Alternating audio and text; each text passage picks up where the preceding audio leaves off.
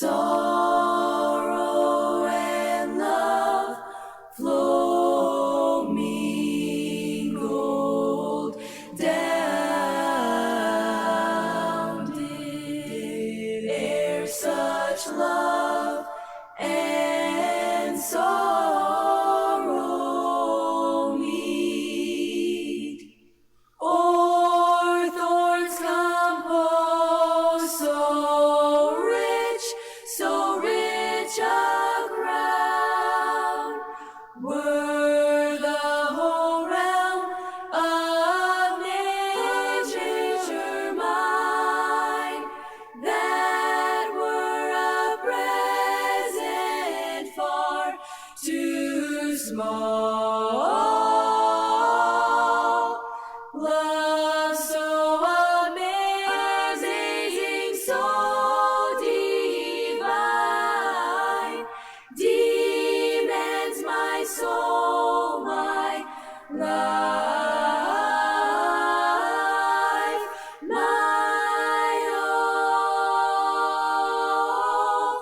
my all.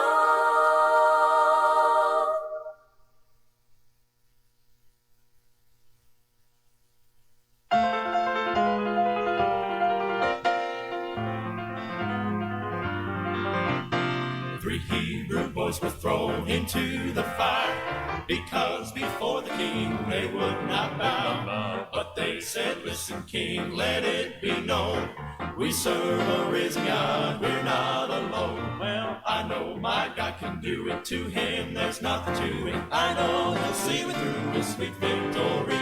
Well, even when storms are raging, he is a rock of ages. I know that he's able, mighty is he.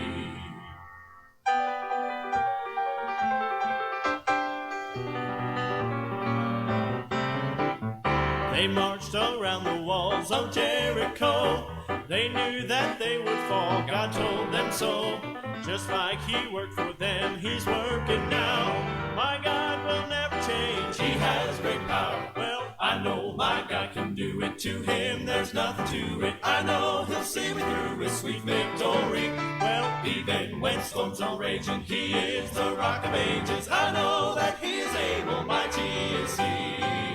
Well, I know my God can do it, to him there's nothing to it. I know he'll see me through with sweet victory. Well, even when storms are raging, he is a rock of ages. I know that he's able, mighty is he. I know that he's able, mighty is he.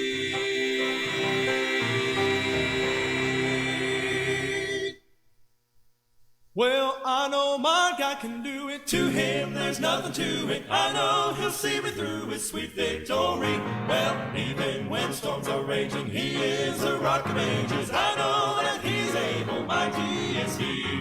I know that he's able, mighty is he.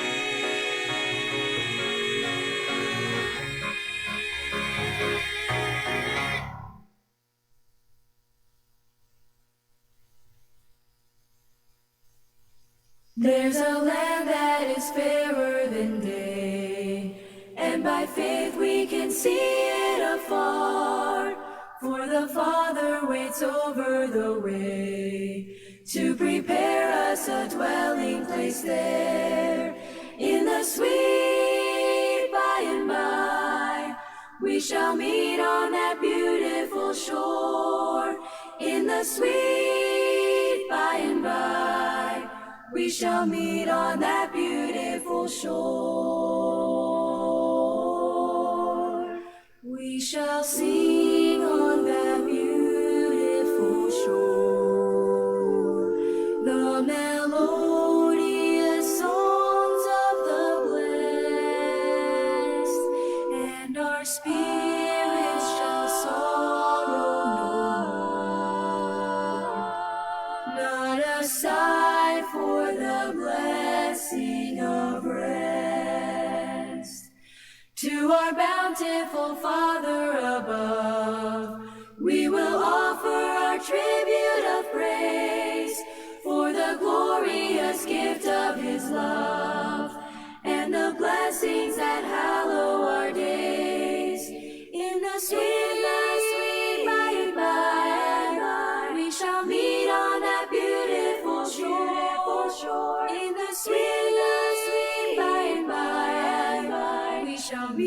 on that beautiful shore. We shall meet in the sweet by and by. In the sweet by and by. Hello, mic sound.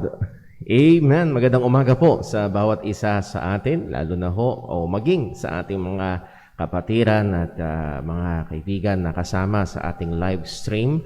At ang atin hong setup ngayon, almost bare bone na live stream team natin, and then dito ho sa ating church. So kung meron ho nagpaplano na gumawi ho dito, meron tayo hong physical gathering. Purihin ang Panginoon sa pagkakataon na siya ay patuloy na sambahin, purihin at paglingkuran dito ho sa ating bahay sambahan.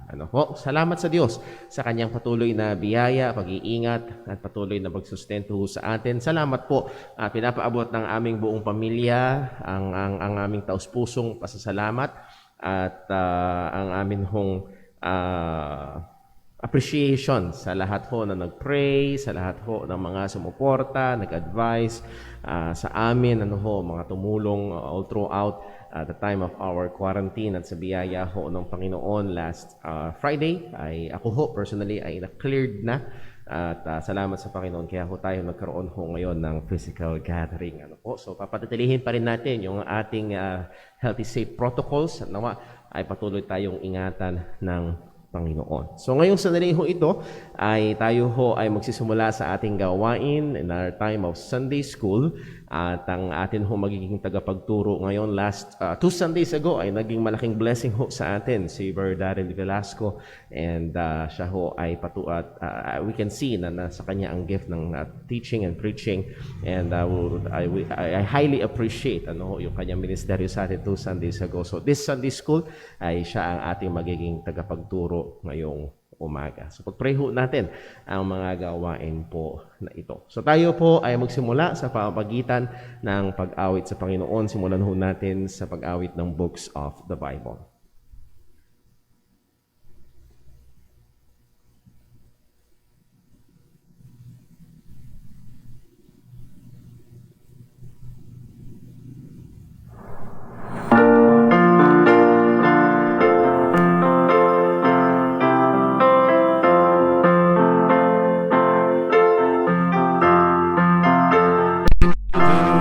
Let me take a number, stay Joshua, Judges, and First and Second Samuel, First and Second Kings, Chronicles, Ezra, Nehemiah, Esther, Job, and Psalms, Proverbs, Ecclesiastes, Song of Solomon, Isaiah, Jeremiah, Lamentations, Ezekiel, Daniel, Hosea, Joel, Amos, Obadiah, Jonah, Micah, Nahum, Habakkuk, Zephaniah, Haggai, Zechariah, and Malachi. These are the books of the Old Testament. Matthew, Mark, Luke, John, Acts, Romans, First and Second Corinthians, Galatians, Ephesians, Philippians, Colossians, First and Second Thessalonians, First Timothy, Second Timothy, Titus, Philemon, Hebrews, James, First Peter, Second Peter, 3 John, Student, Revelation.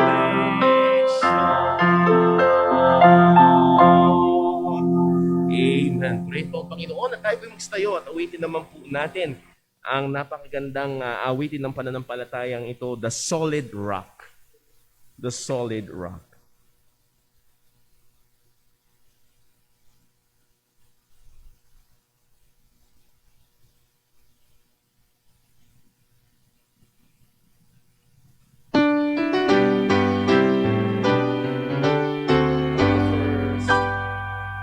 My hope is built on nothing less than Jesus.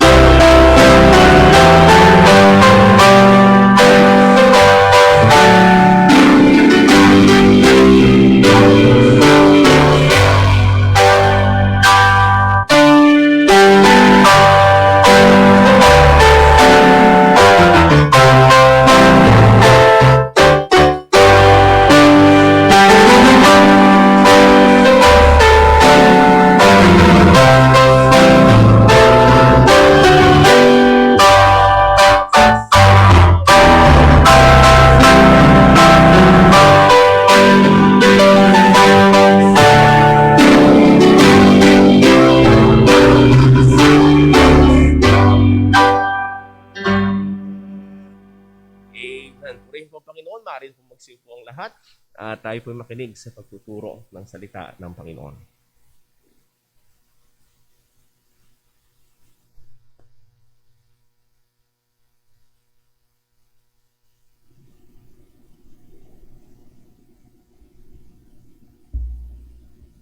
Magandang umaga po sa ating lahat. Purihin po ang Panginoon sa pinagkakaloob niya sa atin na pagkakataon na makapangaral ng salita ng Diyos. Nagkakaroon lamang po tayo ng ilang mga technical difficulties. Kung sakasakali po na hindi nyo po marinig yung masyado dyan sa online streaming natin, pwede nyo pong i-comment sa ating live stream para makita po natin ang ating feedback.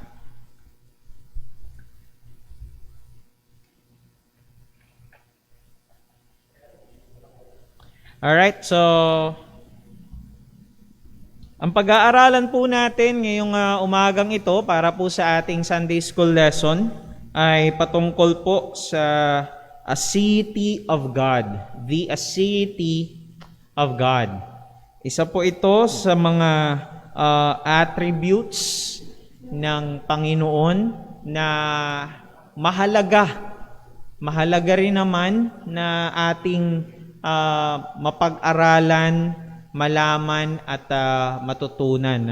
Bago po tayo tumungo sa ating pag-aaral, tayo po muna ay sumaglit na manalangin. Tayo po'y manalangin.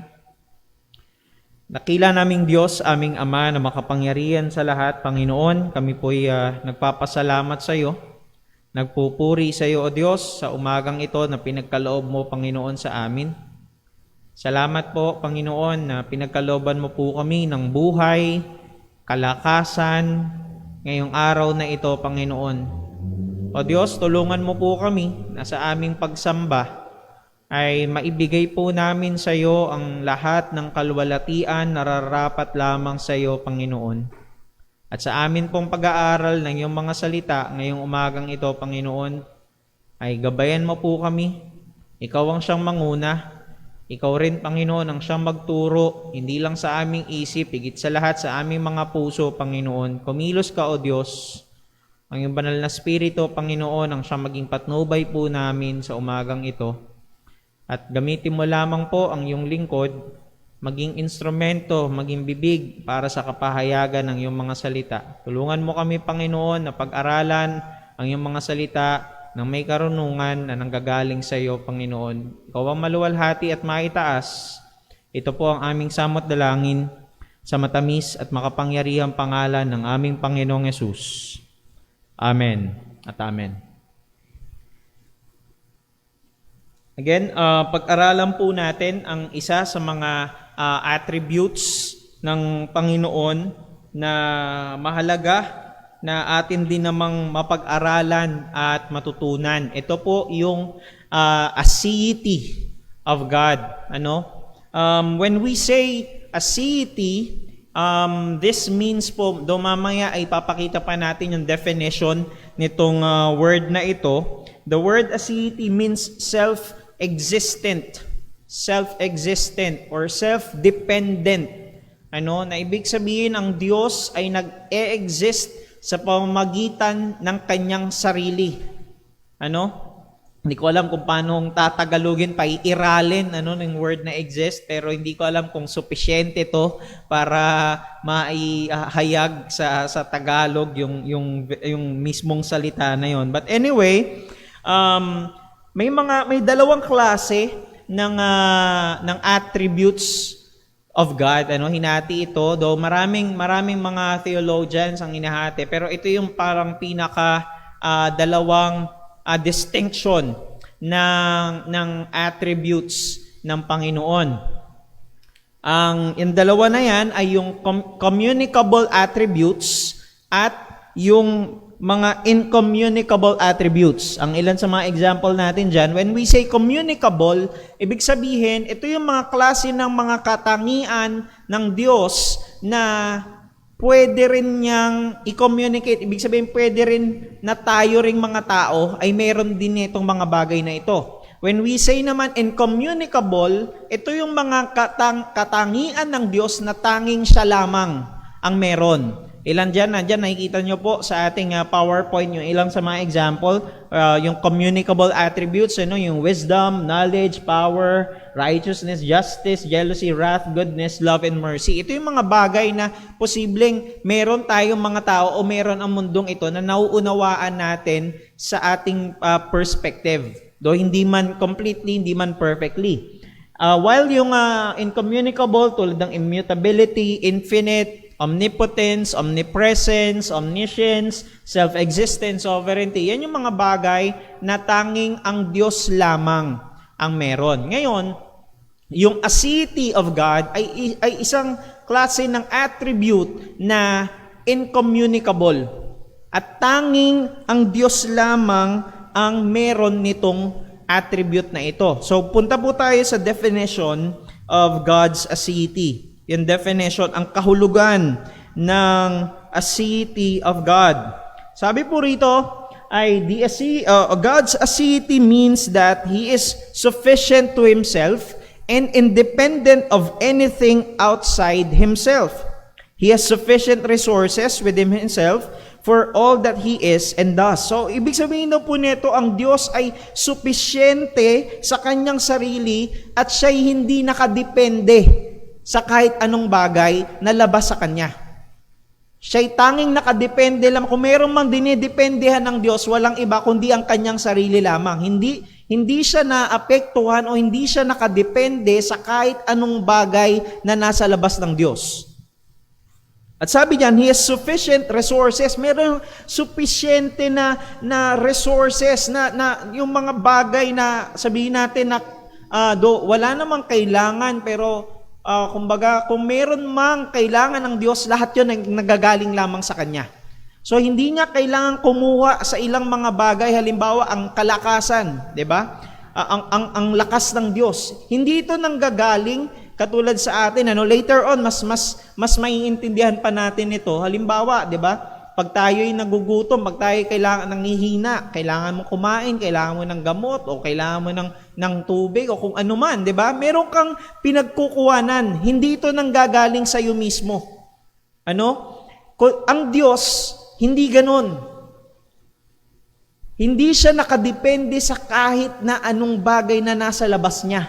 Siya'y nakadepende lamang sa Kanya. He is sufficient to Himself for all that He is, sa kung sino siya and does, at sa Kanyang ginagawa. And the next definition, sabi diyan, God exists but was not created. Siya'y umiiral, siya'y nag-e-exist, pero hindi siya nilikha. Walang sino man ang lumikha sa Kanya. The Lord is existing sa Kanya and of Himself, sa pamamagitan niya, from which all things are created. Ang lahat ng bagay ay nilikha sa pamamagitan niya. The next definition that we have here ay the aseity is commonly viewed as the first of the attributes, and all other attributes were derived from this one. Kaya mahalaga na maintindihan natin to. Though technically wala naman talagang una na attributes, pero ayon sa mga theologians natin, hindi ko alam paano nila na-formulate ito, pero it makes sense actually na ang sabi nila, ito yung unang attribute at dito nagmumula ang lahat ng mga attributes ng Diyos, ng iba pang katangian ng Diyos. Bakit? Kasi nga ito yung nagpapakita na ang lahat ng bagay ay nakadepende sa Kanya. He exists of Himself, 'di ba? Sa pamamagitan niya lamang. So, it makes sense na ang lahat, anumang mga attributes ng Diyos, lakas, 'di ba? Omnipotence, omniscience, yung wisdom ng Panginoon, all derived from this, nagmula dito sa attribute or katangian na ito ng ating Panginoon. Now, here's the problem, Here's the problem. Dahil tayo yung mga volitional creatures, as volitional beings, we have this wrong notion that we don't need to depend on anyone and that we don't need to depend on anything. Kasi nga, pakiramdam natin, dahil yan sa ating depravity, dahil sa kasalanan, ang iniisip ng mga tao, hindi mo kayang, kumbaga, hindi mo kailangan dumepende sa kahit anong mga bagay. Yan ang isa sa mga bagay na kasinungalingan na sinasabi ng laman o ng kasalanan sa atin. Na makikita natin na hindi totoo ang bagay na yan. Lalo sa pag-aaral natin nitong A City of God. Una nating tignan ay yung the reality of our existence. Ang katotohanan, ang realidad ng ating existence. The reality of our existence. Here's a scientific fact. Every single thing that exists depends on another thing. Lahat daw ng mga bagay, scientific fact ito, na lahat ng mga bagay na nag-e-exist ay nakadepende sa isa pang bagay. Walang isang bagay na meron sa mundong ito na hindi nakadepende. And I'm saying this on a scientific perspective. Kasi nga, may mga nag-iisip na hindi mo kailangan dumepende sa lahat. No, even science itself ay nagpapatunay na ang kahit anong mga bagay na umiiral o meron sa mundong ito ay nakadepende sa isang bagay pa. Tignan natin, i-run through lang natin yung ilang mga bagay. For example, sa chemistry. In chemistry, makikita natin ang isang matter. 'Di ba? Matter or solid, liquid, gas, sabi na meron pong plasma. For example, ang itong Biblia nito ay isang solid. For this to become na maging ganito, para ito'y maging ganito, maging solid, kailangan siyang nakadepende siya sa dami ng atoms na magbobuo diyan, para lumabas lamang itong natatanging matter na ito na solid. For example, sa chemistry, we have this, yung mga compounds, yung asin, yung salt na NaCl or sodium chloride, sodium chloride. So ibig sabihin meron siyang certain na number ng sodium, certain na number ng chloride. Pinaka common sa atin yung water, tubig, H2O, 'di ba? H2O, merong certain number ng hydrogen at oxygen na pag pinagsama mo, siya'y magiging tubig. So nakadepende rin siya doon sa dami ng atom, at kung titignan mo pa sa mga minute details, sa mga mas maliliit pang detalye, palaging meron siyang pinagdidependihan. Hindi siya existing by itself. And ang pinaka-complex na bagay that there is ay yung katawan ng tao. Yung katawan ng tao ay binubuo ng oxygen, hydrogen, carbon, nitrogen. Sabi pa na iba, mayroon pa itong phosphorus, iron, calcium, nitrogen, zinc, potassium, sodium, magnesium, sulfur. Imagine sa loob ng katawan ng isang tao, binubuo tayo ng iba't ibang mga yung mga parte ng nasa table of elements. Itong mga bagay na to, pag pinagsama-sama ay nagiging katawan ng tao. Now, in physics naman makikita natin na yung gravity. Ang example na kunin natin dito yung gravity dito sa Earth. Ang gravitational amount na meron po tayo dito ay 9.8 meter per second square. 'Di ba? Though alam natin na sa ibang mga planeta posible na iba yung amount o yung pull ng gravity doon sa kanila, depende sa mass ng planeta nito. And one study suggests na sabi ng isang study na yung amount ng gravity meron dito sa Earth na ito, sa Earth, sa mundo na, sa planet na Earth, ay enough to create life. Yan ang sinasabi ng science. I'm speaking sa perspective ng science.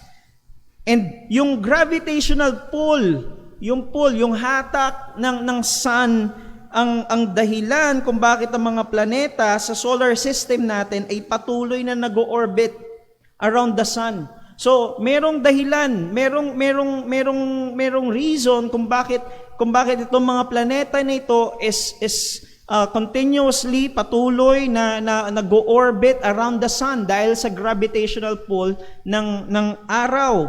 At syempre, alam din naman natin na same reason kung paano na ang buwan naman ay umiikot patuloy sa paligid ng Earth. And even sa biology naman, yung human body, yung katawan natin, anatomically speaking, yung katawan po natin ay nakadepende sa each part, sa bawat parte, sa bawat bahagi ng ating katawan.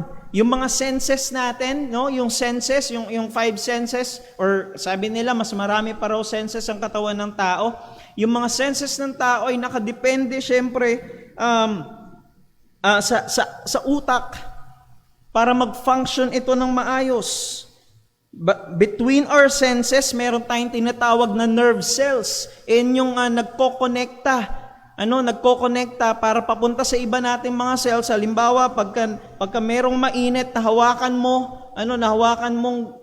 mong ganyan para masabi mo o maisip mo na mainit itong bagay na ito, yung magsisend ng signal yan papunta sa brain at sasabihin ng brain mo sa'yo ay mainit yung bagay na nahawakan mo. Kaya meron tayong mga abnormalities na kung tawagin kasi merong defect sa pag-send ng signal. Kaya magkakaroon ng ilang mga abnormalities kasi either nabablock or di kaya may problem sa ilang mga bagay kaya hindi nasisend ng maayos.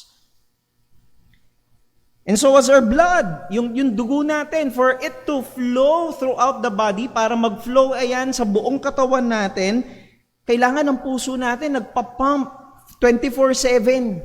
Kasi pag tumigil yan na mag-pump, katapusan na ng ating buhay.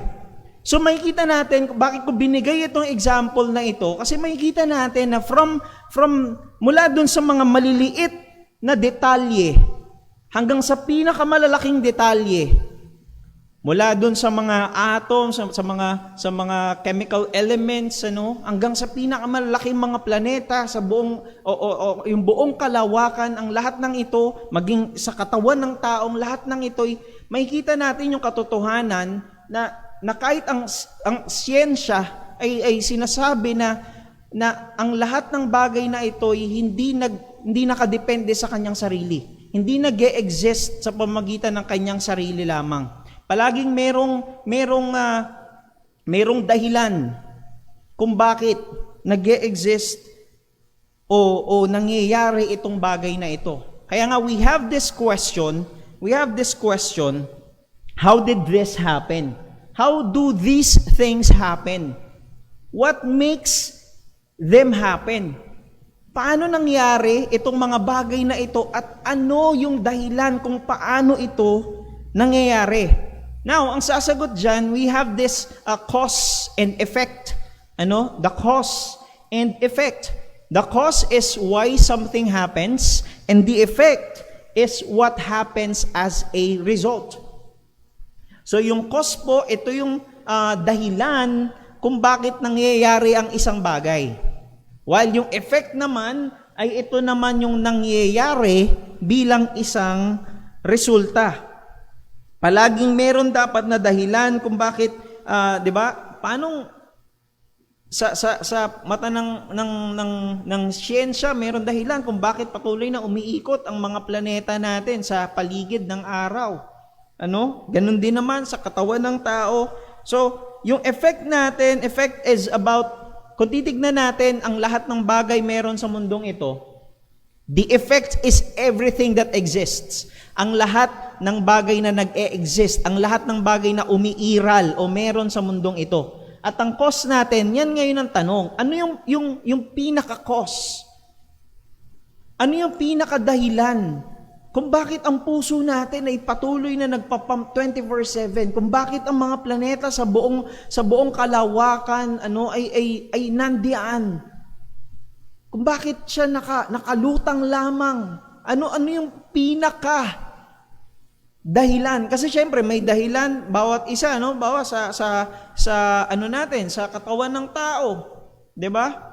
Yung senses nga ay dahil sa utak, yung pag-send ng nerve cell papunta sa utak, meron ding dahilan yung utak hanggang sa pinaka-minute na details, at makikita natin merong pinaka-cause kung bakit ang mga bagay na ito ay nangyayari o umiiral.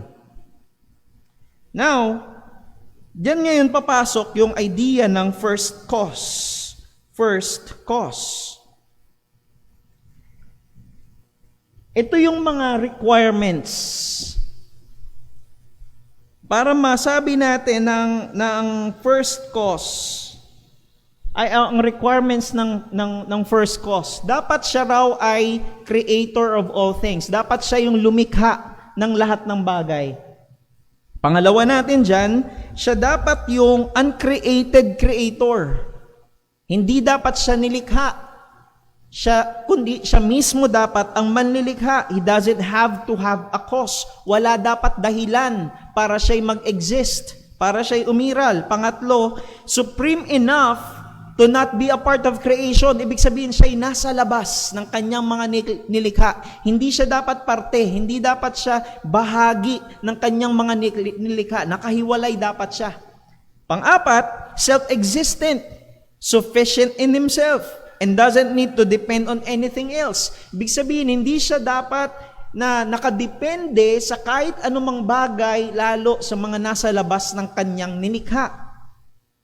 At ang panglima natin na requirement para masabi natin na ito nga ay, o siya nga ay ang first cause. All creation depends upon Him. Ang lahat ng kanyang mga nilikha ay nakadepende sa Kanya. Tingnan po natin the reason to all existence. Balikan natin yan, o isa-isahin natin ang yung mga requirements na ito. Ano? Una natin dyan, Genesis chapter 1 verse 1. Genesis chapter 1 verse 1, ang sabi po ng Biblia ay ito: In the beginning, God created the heaven and the earth. Sa pasimula ay ginawa ng Diyos ang langit at ang lupa. Titignan natin dyan yung idea na He is the creator of all things. So sinasabi ng Biblia, sa pasimula, ang Diyos ay nilalang niya ang lahat ng bagay.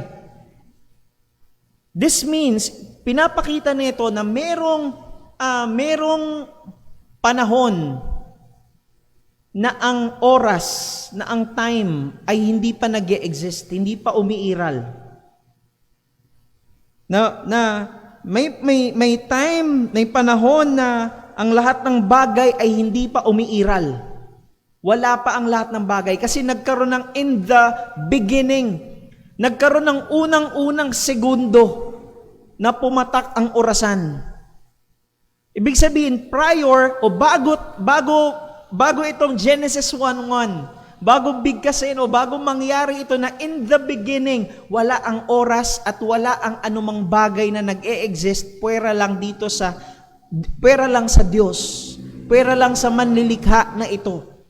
In the beginning, doon nag-umpisa yung time, doon tumakbo yung unang-unang segundo ng orasan. In the beginning, God created the heaven and the earth. At ang lahat ng bagay na nag-e-exist sa mundong ito ay nilalang ng Diyos. At ang pangalawa natin, uncreated creator.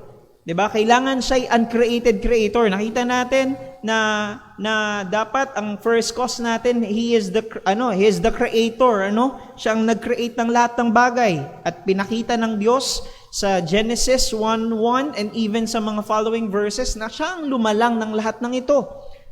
At para mapakita, sabi ng Isaiah chapter 43 verse number 10 na siya yung uncreated creator, sabi ng Biblia ay ito: Ye are my witnesses, saith the Lord, and my servant whom I have chosen, that ye may know and believe me and understand that I am He. Ito yung dapat nating bigyan ng diin dito. Before me, there was no God formed, neither shall there be after me. So, pinapakita rito ng Diyos na walang ibang Diyos o walang ibang manlilikha aside sa Kanya, na bukod sa Kanya. Pinapakita niya rito na siya lamang ang katangi-tanging manlilikha. Walang naunang manlilikha sa Kanya. Walang naunang Diyos sa Kanya na siyang lumikha sa Kanya, kundi siya na mismo ang Diyos at siya na mismo ang manlilikha at hindi siya nilikha. He is the uncreated creator. The uncreated creator. Number 3 natin is, He should be supreme enough to not be a part of creation. Dapat hindi siya parte ng Kanyang mga nilikha. Sabi ng Biblia sa Psalm 93 verse number 2, Thy throne is established of old. Thou art from everlasting. Thou art from everlasting. Ang tanong dito, na siya'y nanggaling sa everlasting, sa magpasawalang hanggan. Ang tanong dito, dati nung bata ako, naaalala ko, gaano kaya katagal yung everlasting na to? Dahil nung bago tumakbo yung oras, 'di ba? Bago pa yung pasimula, ay yun yung everlasting. Siya kumbaga nandoon yung eternity, from eternity to eternity, 'di ba? From everlasting to everlasting. Gaano kaya katagal yun? Ang sagot ay hindi siya matagal, pero hindi rin siya maikli. Dahil po ang katotohanan, ang the word everlasting dismisses the sense of time. Wala pang oras. Dahil ang oras itself, kanina na sa nakita natin, sa binanggit ko kanina, ang maging ang oras ay nilikha lang din ng Diyos. Ito'y parte ng Kanyang mga nilikha. And because time itself is part of creation, there is no sense of time everlasting made it immeasurable. So, ibig sabihin nito, para sabihin natin that God is from everlasting, ibig sabihin siya'y nasa labas ng Kanyang nilikha. Siya'y nasa labas. Hindi parte ng kahit anong mang bagay ang Diyos o ang manlilikha. Siya'y nasa labas nito at hindi siya nakadepende sa kahit anuman na Kanyang mga nilikha. Kahit ang kahit ang oras man, hindi nakadepende o hindi to nasa, kumbaga hindi nakadepende rito ang Diyos. Thou art from everlasting. Siya'y nasa labas ng Kanyang nilikha. Pang-apat ay self-existent, sufficient in Himself, and doesn't need to depend on anything else. Siya'y dapat supisyente sa Kanyang sarili. Siya'y dapat nakadepende hindi sa ibang bagay na nasa labas ng Kanyang mga nilikha o anumang bagay sa labas niya, kundi siya'y nakadepende lamang sa Kanyang sarili. Tignan natin ang text. Sabi ng Acts 17, verses 24 to 25. Sabi ng Biblia ay ito, God made the world and all things therein, seeing that He is Lord of heaven and earth, dwelleth not in temples made with hands, neither is worshipped with men's hands. Ito, as though He needed anything, seeing He giveth to all life and breath and all things. Ganun sinabi diyan, as though He needed anything. Walang anumang, anumang kailangan ang Diyos. Hindi siya nangangailangan ng anuman na nasa labas niya. Dahil siya ang nagbibigay ng buhay. Nagbibigay ng hininga at ng lahat ng mga bagay na meron ang mundong ito. Ito pa po, sabi ng Psalm chapter 50 verses 9 and verse number 13. Verses 9 and 13, sabi po ng Biblia ay, I will take no bullock out of thy house, nor he-goats out of thy folds.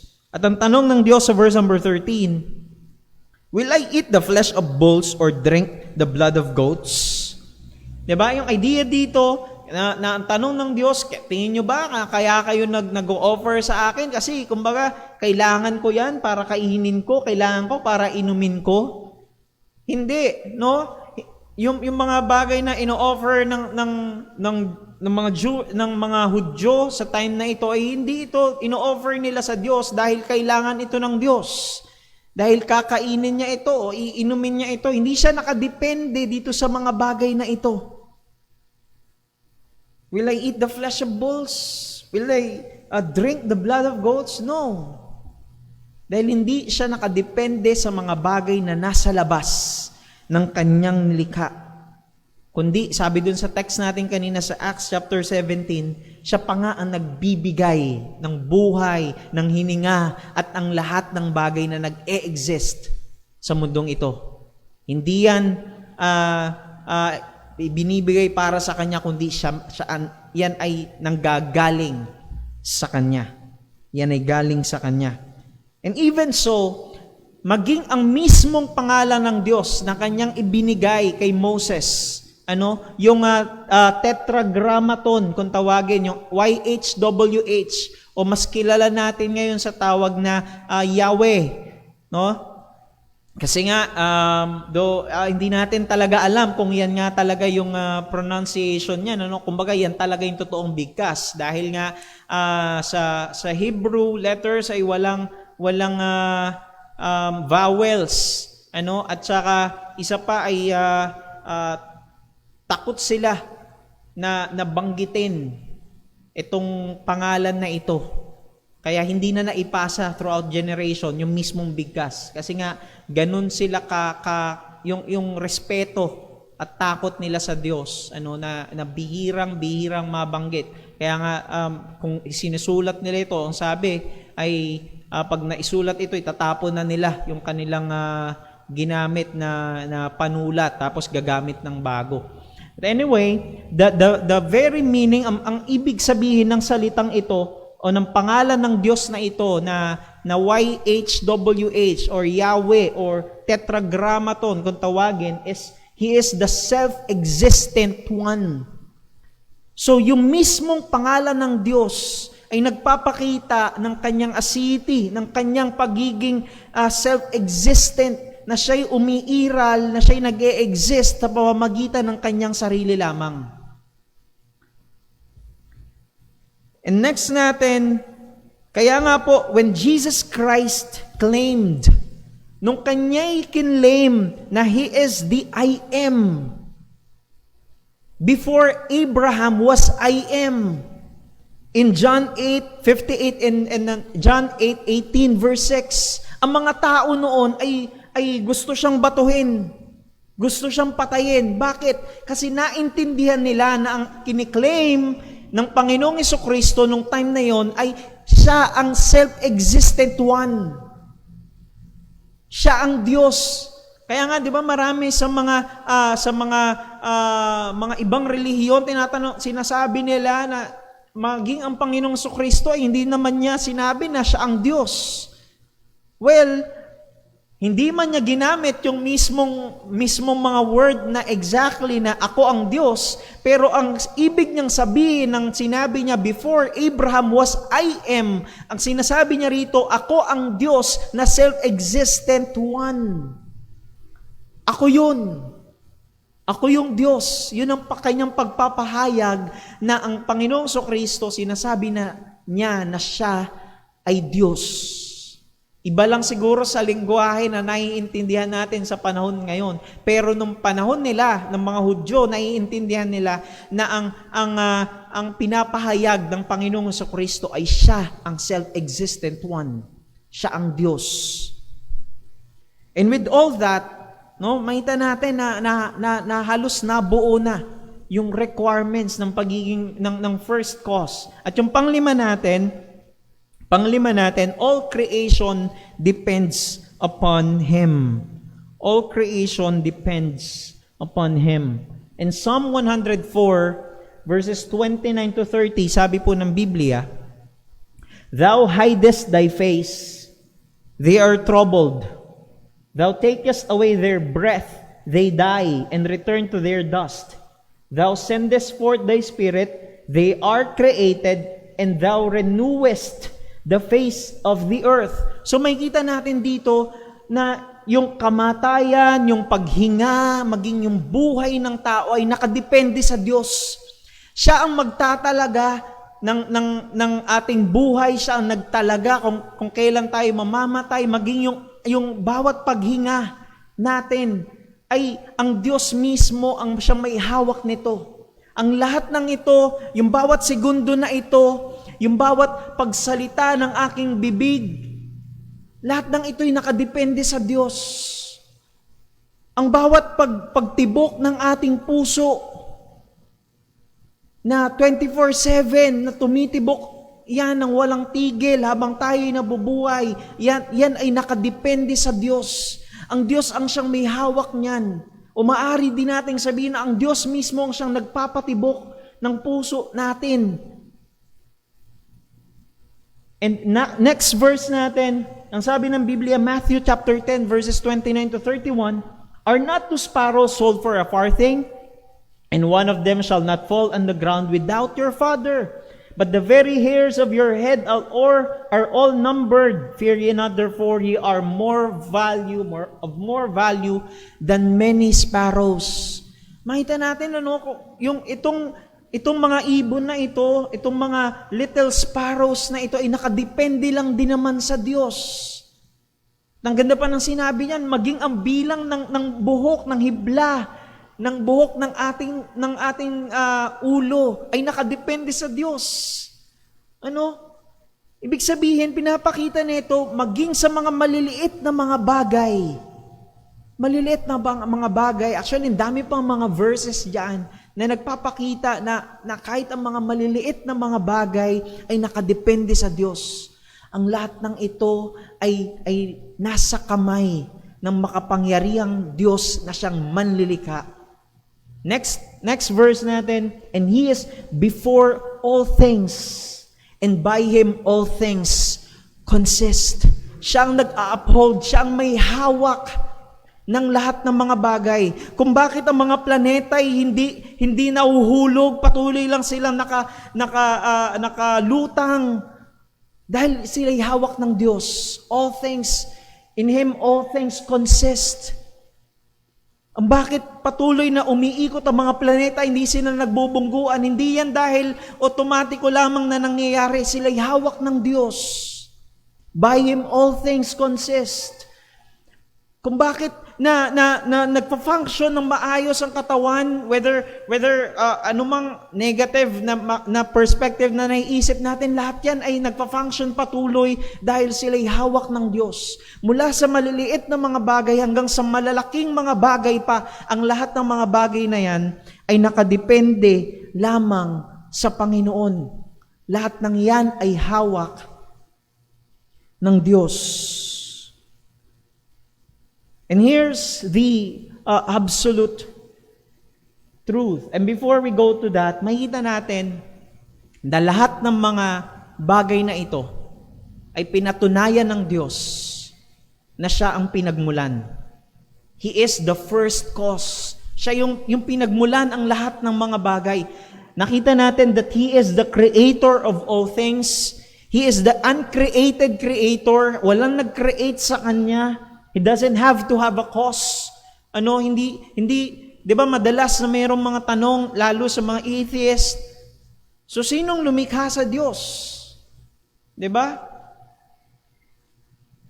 Wala, dahil siya mismo ang manlilikha.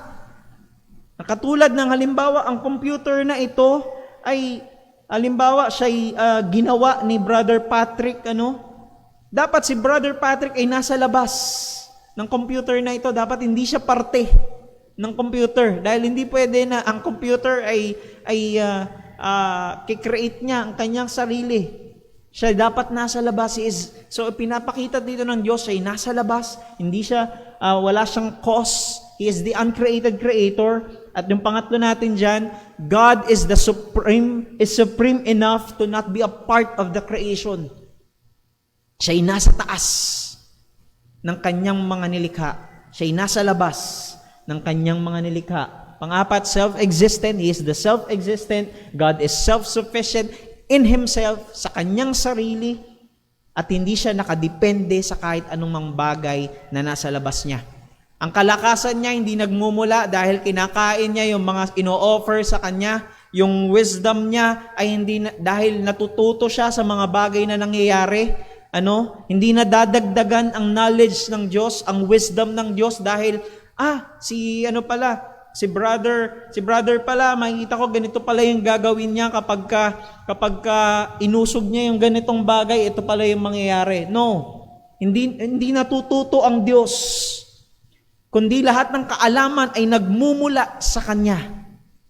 Hindi siya natututo, kundi alam niya na ang lahat ng mga bagay. Hindi siya nagla-learn katulad natin.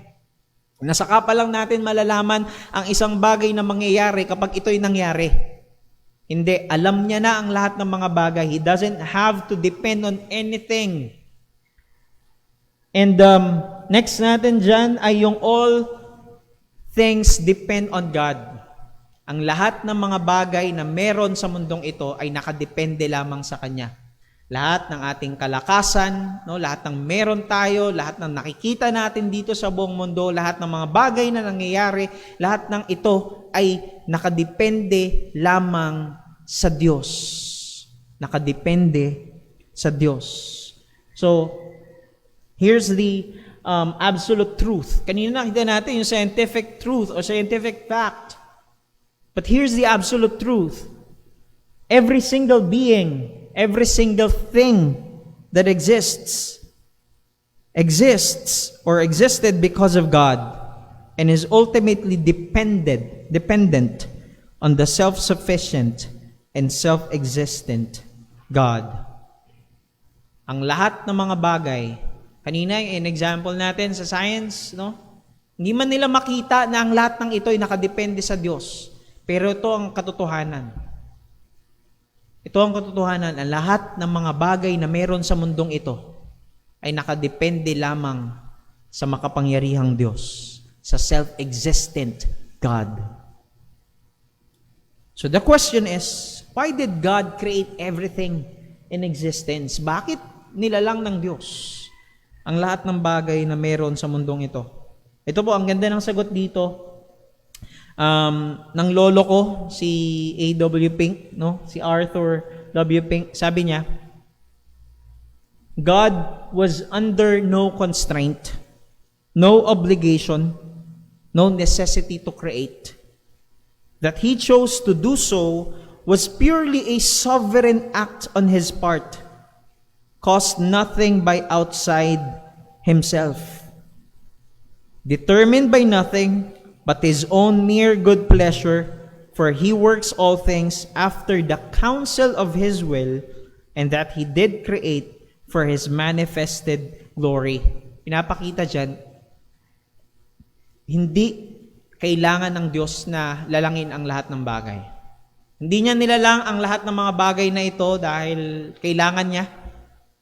Dahil kailangan niya matuto, dahil kailangan niya ng paghuhugutan ng lakas, dahil kailangan niya ng magluluwalhati sa Kanya. No. Hindi niya kailangan ng lahat ng mga yan. Actually, kung makikita natin, the triune God, the Trinity, God the Father, God the Son, and God the Holy Spirit, silang tatlo na persona ng Diyos ay supisyente sa kanilang mga sarili. Meron silang perfect love, perfect satisfaction, perfect fellowship. So sila, yung tatlong persona, hindi ko masabi kung sila o siya Kasi, but anyway, the Trinity, yung Trinidad, siya sa kanyang sarili ay supisyente. Hindi niya kailangan ng anumang mga bagay. Hindi niya kailangan ang mga bagay na meron sa mundong ito, kaya niya ito nilikha. No. God was under no constraint, no obligation, or necessity to create. Hindi niya kailangan.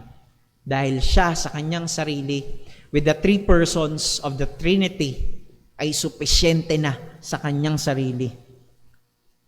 Kaya yung kanyang pagpili na lalangin ang lahat ng bagay ay dahil lamang sa kanyang sovereign act. Ito'y dahil ginusto niya. Tangganda ng sinabi dyan, He works all things after the counsel of His will. Ang lahat ng mga bagay na ito na nilikha ng Diyos ay ayon sa kanyang kalooban, at lahat ng ito'y ginawa niya para ma-manifest, maipakita, makita natin, hindi para sa Kanya, kundi para sa atin na makita natin ang kaluwalhatian ng Diyos. Para ma-manifest ng Diyos ang Kanyang kaluwalhatian.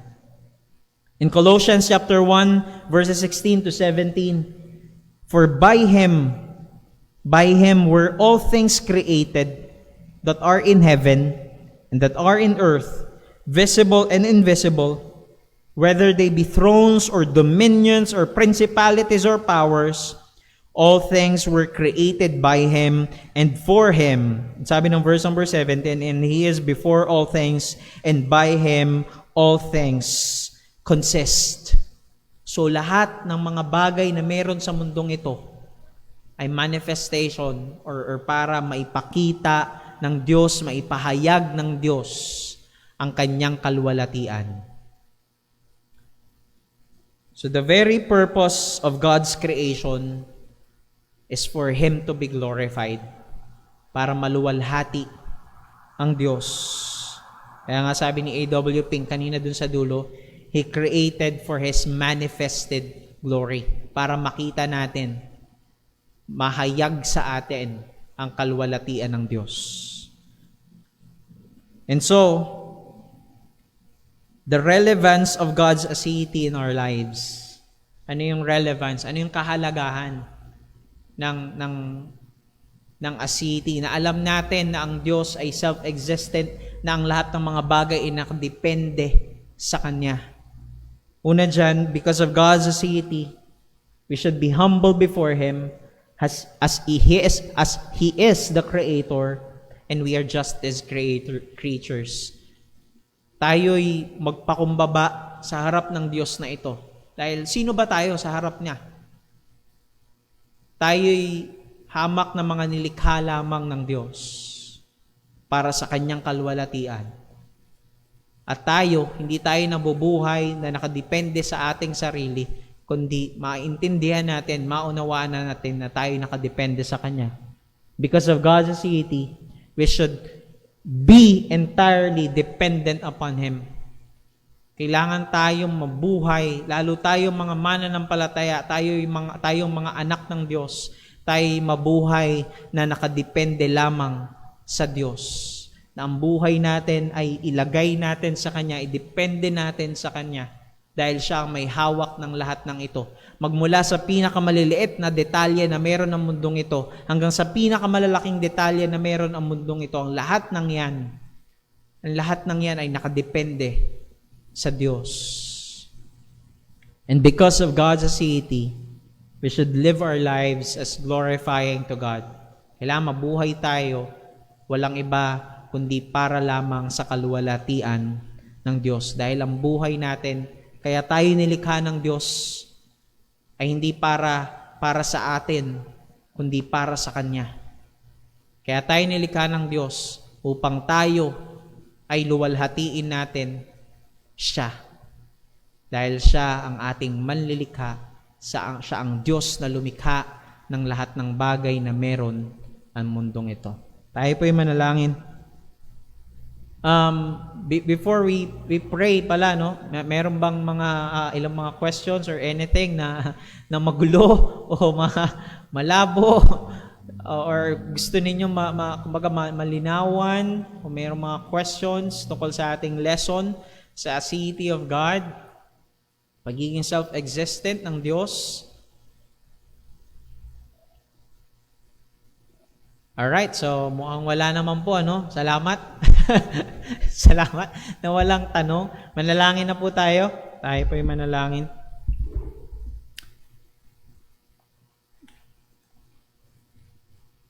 Dakila naming Diyos, aming Ama, na makapangyarihan sa lahat, Panginoon. Kami po'y lubos na nagpapasalamat sa iyo Niluluwalhati ka namin at pinapapurihan, Panginoon.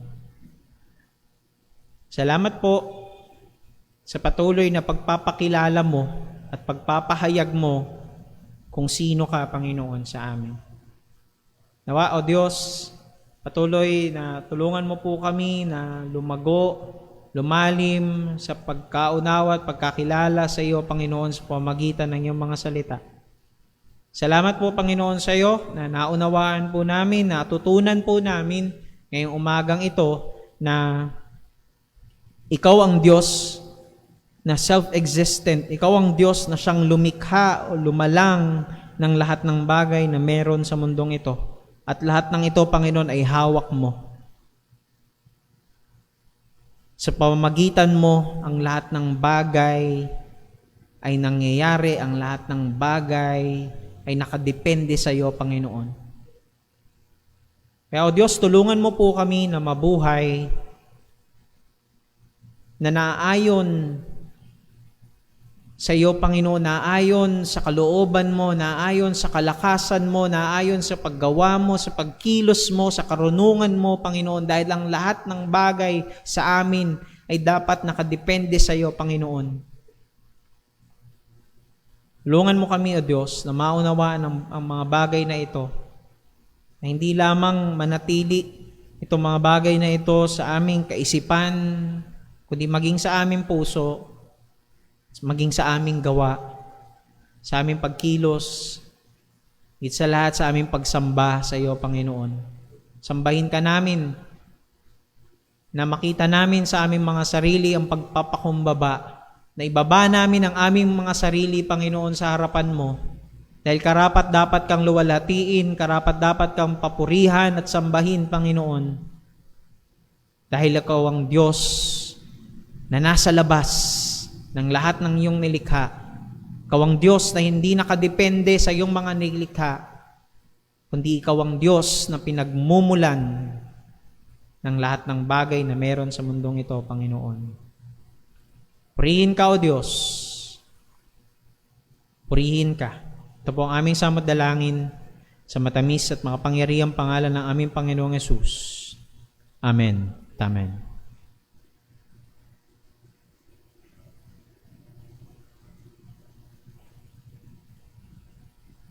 Amen. Purihin ang Panginoon. Salamat po, Brother Daryl. Napakalaking blessing at very great reminder patungkol sa kadakilaan ng ating Panginoon. Just 2 points na nagsumulpot sa aking isip as I listen to the lesson. Ngayon, ang mga magulang ay may sagot na sa tanong ng anak. Saan galing po ako? Saan ka po galing? Saan po galing si Lolo? Saan galing si Lolo ng Lolo ng Lolo? Ultimately, galing sa Panginoon. Saan galing si Lord? Anak, walang pinanggalingan ng Panginoon. Because He is a self-existent God. The deity of God. And naalala ko ho, ang Church of Jesus Christ and of Latter-day Saints or ang Mormonism ay may katuruan. What man is, God was, and what God is, man can be. And that can never be. Because if what man is, God was, that means there was a time that He was dependent. And there was no time that God is dependent. So again, talagang when we consider the truths ng salita ng Panginoon, ito ang gigiba sa maraming mga maling katuruan. So again, it humbles us, it causes us to glorify God. Thank you very much, Brother Daryl. Thank you for those truths.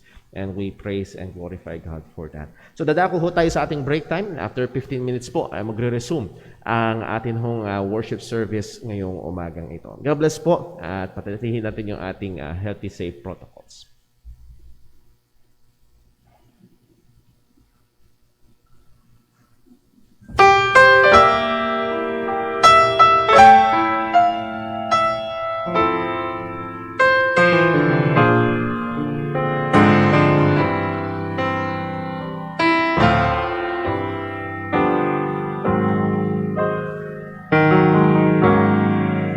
It's not conservative or liberal, however they're defined. It's not about interpretation or the